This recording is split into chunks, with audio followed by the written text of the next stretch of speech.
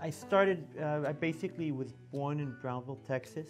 I had moved away and studied at University of Southern Mississippi, and I chose to come back, and I married a young lady, Marisabel Guajardo from Matamoros, and I started my passion, which was working at A.G. Edwards and doing investment management.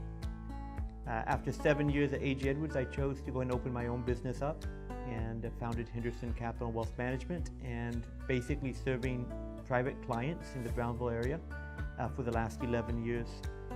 I have 2 children, Valeria Henderson, she's 18 and a freshman in college, and also a son, John Andrew, who's 9. I'm a strong believer in our family. We do everything we do, we try to get the family involved. So an example is that our family started collecting vintage cars about maybe 10, 12 years ago.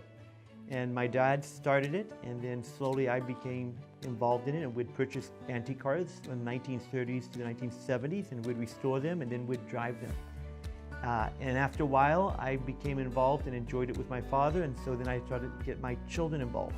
And the way for them to be involved was for us to take them on drives, or we'd do a rally. So we started putting together with a friend of ours, Gonzalo Salazar. We put together a group, my dad, him, myself, with our antique cars, and we'd get together at Johnny Rockets about once every 3 months. And it gives us a chance to take out not only the vintage cars, but what's different about our club is that we bring the children and the grandchildren. And what we're trying to do is pass the appreciation or the love of vintage cars, antique cars, to the next generation and make it fun. Because there are a lot of clubs, but it's only the men who do it. And they drive out and they have a drink and they go have dinner, but they only have the men. And our club is very focused because we're trying to always keep the family involved. And even my wife's family from Matamoros and my family is American. I learned when I moved here that how important the family is to keep even the extended family. So even I have my niece involved. And we always try to keep the family involved in everything we do, whether it be a charity event or the business. I had the privilege of visiting a Rotary Club Matamoros with my wife's uncle, Tío Miguel Medrano, and he invited me on 2 or 3 occasions to visit, and I was impressed with the organization and I guess it was a passion for doing things and connecting leaders. But it was when I had first started out A.G. Edwards, and it was difficult to put the time at that time into Rotaries. So several years passed by. I'm now in my late 40s, and I had been approached several times about joining Rotary again, and I always dismissed it as something for someone to use only to build networking, and that didn't interest me at all.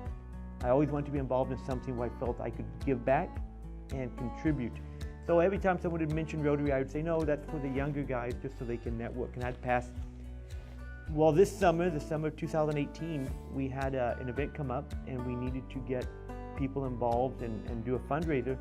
And as I went to my friend who's in Rotary, Raul Garcia from Sunrise Rotary, he's like, sure, come over to Rotary and we'll help you with your fundraising ideas and get you in front of people to help out a good project. And I met so many people at the different clubs in Brownville Rotary, and they supported without asking questions. They just understood what we were trying to accomplish, and even though they didn't have a connection necessarily to the charity that we were doing, they were engaged. And that impressed me, and it changed my understanding of Rotary and made me understand that Rotary is really a service organization for people who are already matured in their careers and really now want to start giving back to the community as a group. Whereas before I had been doing things with other people individually to help the community, this was actually the true network of bringing professionals together to work together to accomplish a common goal. So 8 weeks after that, Andy Hagan asked us, why don't we start Rotary in Los Fresnos? And I was like, sure, we'll do it. But nothing happened, and then about a week later I get a call and they say, let's do it. And we met and we started out, and that was 9 weeks ago, and now we are a satellite.